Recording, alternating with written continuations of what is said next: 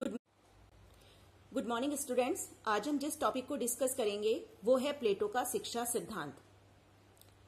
प्लेटो की प्रसिद्ध पुस्तक है रिपब्लिक, और रिपब्लिक में प्लेटो ने शिक्षा पर इतना अधिक फोकस किया है कि रूसो का ये कहना है कि रिपब्लिक राजनीति शास्त्र का नहीं बल्कि शिक्षा पर कभी भी लिखा गया सर्वश्रेष्ठ ग्रंथ है। प्लेटो का जो कल्पित आदर्श राज्य है उसका मूल आधार है न्याय, और न्याय की स्थापना कैसे हो इसके लिए प्लेटो ने दो बातों पे बल दिया है। एक है शिक्षा योजना और दूसरा है साम्यवादी व्यवस्था।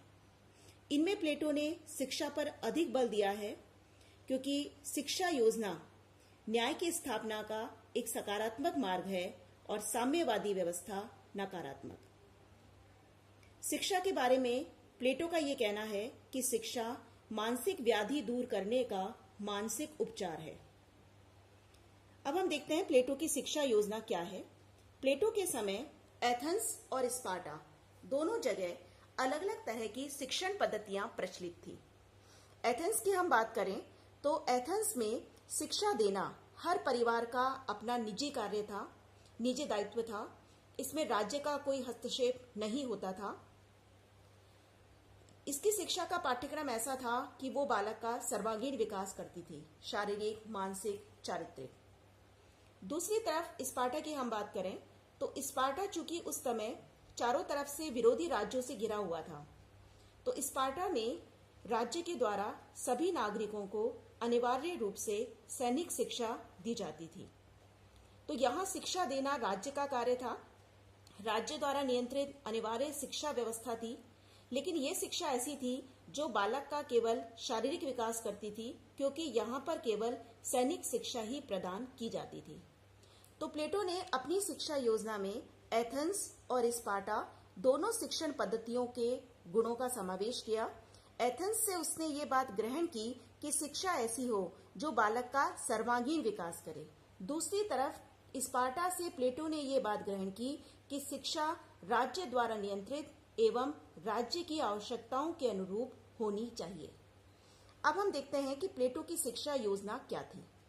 प्लेटो का मानना था कि शिक्षा एक अल्पकालीन कार्य नहीं है बल्कि शिक्षा एक आजीवन चलने वाली प्रक्रिया है। प्लेटो ने अपनी शिक्षा योजना को दो भागों में विभाजित किया है, एक प्रारंभिक और एक उच्च शिक्षा। प्रारंभिक शिक्षा का काल है 6 से 20 वर्ष तक।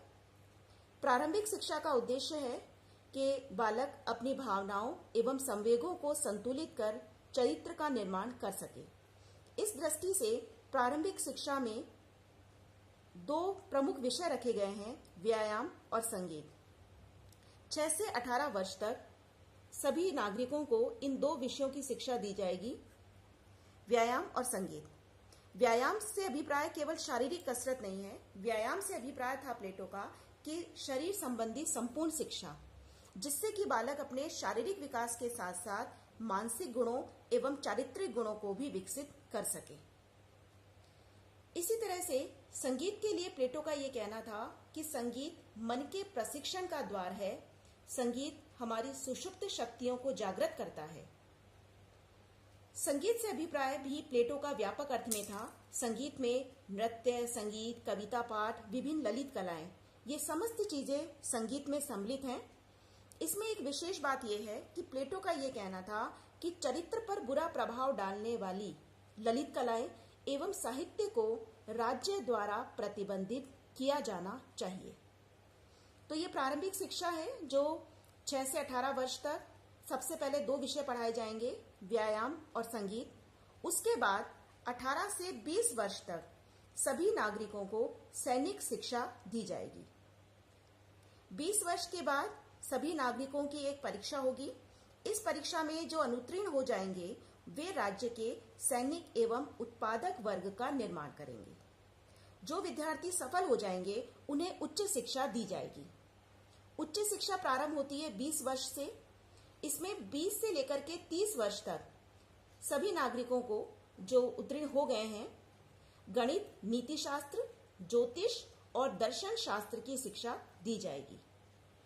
इसमें प्लेटो ने गणित पर बहुत अधिक बल दिया है। गणित प्लेटो का प्रिय विषय था और प्लेटो की शिक्षण संस्था थी अकादमी।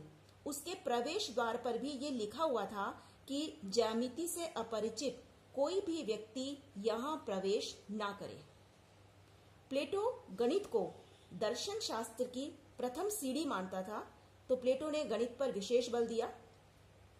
तो इस तरीके से 20 से 30 वर्ष तक शिक्षा प्राप्त करने के बाद 30 वर्ष की आयु में एक परीक्षा होगी।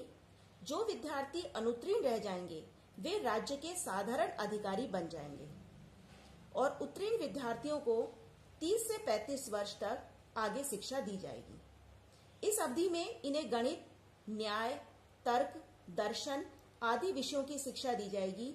यहाँ प्लेटो ने द्वंद्व और दर्शन पर विशेष रूप से बल दिया है। इस प्रकार से 35 वर्ष तक शिक्षा प्राप्त करने के बाद भी ये नागरिक अभी दार्शनिक शासक बनने के योग्य नहीं है, क्योंकि प्लेटो का कहना है कि अभी इन्हें व्यवहारिक ज्ञान नहीं है। अतः अब ये 35 वर्ष के बाद पुनः आगे 15 वर्ष की आयु तक, 15 वर्ष आगे और 15 वर्ष मतलब 50 वर्ष की आयु तक जीवन की व्यवहारिक पाठशाला में व्यवहारिक ज्ञान प्राप्त करेंगे। इस प्रकार से 50 वर्ष की आयु तक शिक्षा प्राप्त करने के बाद ये नागरिक दार्शनिक शासक बनने के योग्य होंगे। अब हम देख लेते हैं कि प्लेटो की शिक्षा योजना की हम क्या क्या विशेषताएं देख रहे हैं। तो पहली बात ये कि प्लेटो का कहना है कि शिक्षा राज्य के द्वारा नियंत्रित होनी चाहिए, राज्य की आवश्यकताओं के अनुरूप होनी चाहिए और राज्य के द्वारा सभी नागरिकों के लिए अनिवार्य शिक्षा की व्यवस्था की जानी चाहिए। दूसरी बात, प्लेटो का मानना था कि शिक्षा ऐसी हो जो बालक का सर्वांगीण विकास करे। शारीरिक, मानसिक, चारित्रिक, व्यक्तित्व के सभी पक्षों पर विकास देने वाली शिक्षा व्यवस्था का ही प्लेटो समर्थन करता है। इसके बाद प्लेटो ने अपनी शिक्षा योजना को 2 भागों में जो विभाजित किया है, प्रारंभिक और उच्च शिक्षा में, वो एक तरीके से बिल्कुल मनोवैज्ञानिक हमें लगता है, क्योंकि आज भी हम देखते हैं कि शिक्षा व्यवस्था इसी तरीके से प्राइमरी एजुकेशन, अपर एजुकेशन, हायर एजुकेशन, इस तरीके से विभिन्न भागों में विभाजित की गई है। प्लेटो की शिक्षा स्त्री पुरुष दोनों के लिए है। प्लेटो ने शिक्षा प्रदान करने में स्त्री के साथ कोई भेदभाव नहीं किया है और वो कहता है कि राज्य में रहने वाले सभी नागरिकों को, चाहे वे स्त्री हो या पुरुष हो, दोनों को शिक्षा प्रदान की जानी चाहिए। प्लेटो ने अपनी शिक्षा योजना में धर्म और नैतिकता को भी उचित स्थान प्रदान किया है। जैसा कि हम देखते हैं कि प्लेटो ये कहता है कि चरित्र पर बुरा प्रभाव डालने वाले साहित्य एवं कलाकृतियों को राज्य द्वारा प्रतिबंधित किया जाना चाहिए। प्लेटो की शिक्षा योजना में हम देख रहे हैं कि प्लेटो ने शासन कला पर बहुत अधिक बल दिया है और प्लेटो ये कहते हैं कि शासन करना एक कला है, अतः सुशासन के लिए शासकों के प्रशिक्षण पर बल दिया जाना चाहिए।